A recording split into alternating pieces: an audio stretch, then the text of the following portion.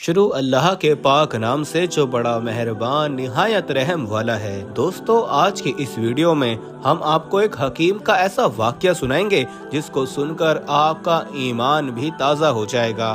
اس video کو آخر تک ضرور دیکھیے گا۔ کوئی 400 سال پہلے کا ذکر ہے۔ پنجاب کے شہر چنیوٹ میں ایک غریب حکیم صاحب رہتے تھے۔ ان کا نام علیم الدین انصاری تھا۔ انہوں نے بڑے لائق استادوں سے عربی، فارسی اور طب کی تعلیم پائی تھی اور بڑے اونچے درجے کے حکیم بن گئے تھے۔ اللہ کی قدرت یا حکیم صاحب کی بدقسمتی کہ ان کے پاس بہت کم مریض علاج کے لیے آتے تھے، حالانکہ وہ شہر کے دوسرے سب حکیموں سے لائق تھے۔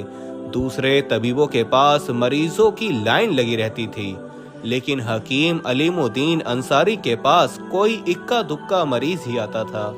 اس کا نتیجہ یہ ہوا کہ حکیم صاحب بہت غریب ہو گئے، اتنے غریب کہ کئی دن تک ان کے گھر میں چولہا نہیں چلتا تھا اور حکیم صاحب کو گھر والوں سمیت فاقے کرنے پڑتے تھے۔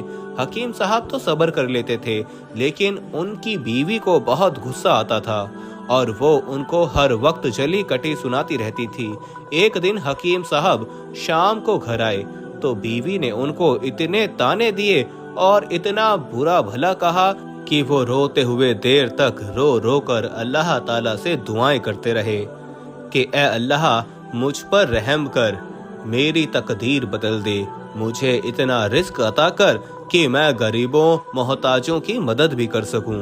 جب ان کے دل کا بوجھ ہلکا ہوا تو سجدے سے سر اٹھایا۔ اس وقت انہوں نے یوں محسوس کیا کہ اللہ تعالیٰ نے ان کی دعا قبول فرما لی ہے۔ دوستو، ویڈیو میں آگے بڑھنے سے پہلے ہم آپ کو یہی بتانا چاہتے ہیں کہ شوگر ایک ایسی بیماری ہے جو آج کل زیادہ تر لوگوں میں دیکھی جا رہی ہے۔ اس لیے ہم آپ کے لیے افریقہ کی جڑی بوٹیوں سے بنی ایک ایسی دوائی لے کر آئے ہیں جس سے آپ کی شوگر کی بیماری بالکل جڑ سے ختم ہو جائے گی۔ مردانہ کمزوری اور دھات کے مریضوں کے لیے بھی ہمارے پاس بہت ہی کامیاب دوائی موجود ہے، جس کو اگر آپ ایک بار استعمال کر لو گے تو انشاءاللہ اپنی دعاؤں میں ہمیشہ یاد رکھو گے۔ صرف ایک ہی مہینے یہ دوائی کھانی ہوتی ہے۔ اس نمبر پر ایڈریس واٹس ایپ کر کے آپ دوائی آرڈر کر سکتے ہیں یا پھر آپ کال کر کے اپنا آرڈر لکھوا سکتے ہیں۔ مغرب اور عشاء کی نمازیں پڑھنے کے بعد وہ گھر آئے اور چپکے سے اپنے بستر پر لیٹ گئے۔ تھوڑی دیر ہی گزری ہوگی کہ حکیم صاحب کے گھر کا دروازہ کسی نے زور زور سے کھٹکھٹایا۔ حکیم صاحب حیران ہو گئے۔ حکیم صاحب چراغ لے کر باہر نکلے تو دیکھا کہ محلے کا چوکیدار باہر کھڑا ہے اور اس کے ساتھ 2 آدمی ہیں جو پردیسی معلوم ہوتے ہیں۔ ان دونوں آدمیوں نے حکیم صاحب کو باری باری سلام کیا۔ حکیم صاحب نے سلام کا جواب دیا اور پھر فارسی زبان میں کہا کہ حکیم صاحب، ہم ایک تجارتی قافلے کے آدمی ہیں۔ ہمارا قافلہ کابل سے آگرہ ہندوستان جا رہا ہے۔ ہمارے قافلے نے آپ کے شہر کے قریب رات بھر کے لیے پڑاؤ ڈالا ہے۔ ہمارے قافلے کے سردار مالک مظفر خان کے پیٹ میں سخت درد ہو رہا ہے۔ اس درد نے ان کے ہوش و حواس گم کر رکھے ہیں۔ آپ ہمارے ساتھ چل کر ان کو دیکھ لیں اور کوئی ایسی دوا دیں جس سے ان کو جلد سے جلد آرام آ جائے۔ حکیم صاحب نے ان سے مریض کے بارے میں کچھ اور باتیں پوچھی جن سے ان کو اندازہ ہو گیا کہ درد کی کیا وجہ ہے۔ انہوں نے کچھ دوائیں لی اور ان آدمیوں کے ساتھ قافلے میں پہنچ گئے۔ ان کا اندازہ یہ تھا کہ مریض کولنج کے درد میں مبتلا ہے۔ اب جو مریض کو دیکھا تو ان کا اندازہ درست نکلا۔ مریض کو اس مرض کی دوائیں کھلائیں اور درد کے مقام پر کپڑا گرم کر کے ٹکور کی۔ اللہ تعالیٰ نے فضل کیا کہ مریض کا درد دیکھتے ہی دیکھتے دور ہو گیا اور وہ ایک دم ٹھیک ہو گیا۔ حکیم صاحب ملک مظفر خان سے رخصت ہو کر گھر جانے لگے تو اس نے ان کو 10 دینار دیے۔ دینار سونے کا سکہ ہوتا تھا جس کی قیمت آج کل کے زمانے میں کئی ہزار روپے بنتی ہے۔ دینار دیتے وقت ملک مظفر خان نے ان کو یہ بھی کہا کہ کل صبح پھر تشریف لائیے اور مجھے دیکھ لیجئے۔ حکیم صاحب بہت اچھا کہہ کر گھر آئے اور 10 دینار بیوی کے ہاتھ پر رکھ دیے اور سارا قصہ اس کو سنایا۔ بیوی نے 10 دینار کبھی خواب میں بھی نہیں دیکھے تھے۔ یہ پا کر خوش ہو گئی اور بار بار اللہ کا شکر ادا کرنے لگی۔ دوسرے دن صبح کو حکیم صاحب ملک مظفر خان کے پاس گئے تو اسے بالکل ٹھیک اور خوش پایا۔ اس نے حکیم صاحب سے کہا کہ ہمارا قافلہ کچھ دیر بعد یہاں سے آگرہ کی طرف روانہ ہونے والا ہے۔ میں چاہتا ہوں کہ آپ بھی ہمارے ساتھ چلیں۔ آپ کو راستے کا سارا خرچ میں دوں گا اور آگرہ پہنچ کر آپ کے مطب کا انتظام بھی کر دوں گا اور کبھی موقع مل گیا تو آپ کو جہانگیر بادشاہ کی ملازمت بھی دلا دوں گا۔ मतब वो मुकाम होता है जहां बैठकर तबीब मरीजों को देखता, उनका इलाज करता है। हकीम साहब ने मलिक मुजफ्फर खान का शुक्रिया अदा किया और कहा कि मैं आपके साथ जाने के लिए तैयार हूं, बस इतनी इजाजत दीजिए कि घर वालों को इत्तला दे आऊं। मलिक मुजफ्फर खान ने कहा कि ठीक है, आप ये 20 दिनार लें और अपनी बीवी बच्चों को देकर मेरे पास वापस आ जाएं। हकीम साहब ने घर जाकर बीवी को 20 दिनार थमाए और उसे बताया कि मैं काफिले के साथ किस्मत आजमाने के लिए आगरा जा रहा हूँ। वापस मलिक मुजफ्फर खान के पास आ गए और काफिले में शामिल हो गए। चनियूट से आगरे तक के सफर में काफिले का कोई आदमी बीमार हो जाता तो हकीम साहब ही उसका इलाज करते। वो तंदुरुस्त हो जाता तो खुश होकर हकीम साहब को कुछ न कुछ इनाम जरूर देता।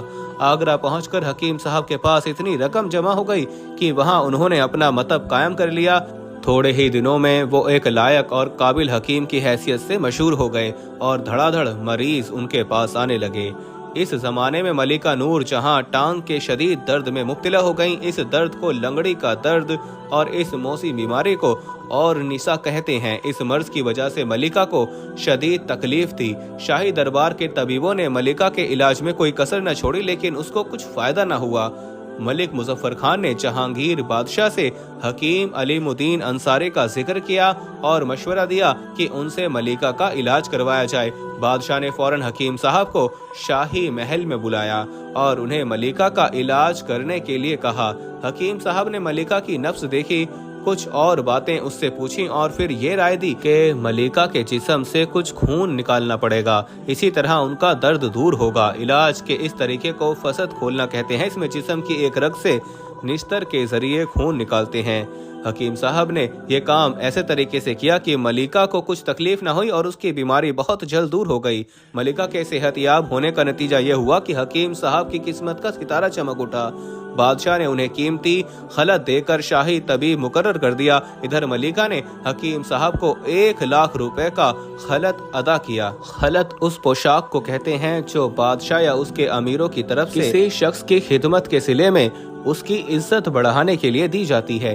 खलत के अलावा मलिका ने हकीम साहब को 7 लाख रुपए नकद अदा किए और अपने जेवर भी उतारकर हकीम साहब को दे दिए। उसको देखकर मलिका के कनीजों ने भी अपने जेवर उतारकर मलिका पर निछावर कर दिए। मलिका ने ये तमाम जेवरात भी हकीम साहब को बख्श दिए। सारे इनाम को जमा करके कीमत लगाई गई तो 22 लाख रुपए हुई। हकीम साहब ने मिन्नत मांगी कि मेरे हाथ में कभी दौलत आई तो जहाँ तक हो सका इसको लोगों की भलाई रफाए आम के कामों में खर्च करूंगा। अपनी किस्मत का सितारा चमकने के बाद उन्होंने ये मिन्नत इस तरह पूरी की कि बाकी उम्र में रफाए आम के बेशुमार काम किए। मसलन चनियूट के चारों तरफ ईंटों की फसील बनवाई। चनियूट और लाहौर में बहुत सी मस्जिदें बनवाई, बाजार, दुकानें, सराय बनवाए। इनके अलावा कितने ही बाग, शिफा खाने, मदरसे, कुएं, तालाब और हम्माम बनवाए। पंजाब का मशहूर शहर वजीराबाद आबाद किया। उन्होंने जो इमारतें वगैरह अपनी यादगार छोड़ी उनमें से अक्सर बर्बाद हो चुकी थीं, लेकिन कुछ अभी तक बाकी हैं। इनमें लाहौर की मस्जिद वजीर खान उनकी सबसे शानदार यादगार है। जहांगीर के बाद शाहजहां ने ताज शाही पहना तो उसने भी हकीम साहब को 1 लाख रुपए नकद इनाम के अलावा एक कीमती खंजर, एक घोड़ा, एक ऊंट, एक झंडा और एक नकारा अदा किया और फौज का एक बड़ा ओहदा भी दिया।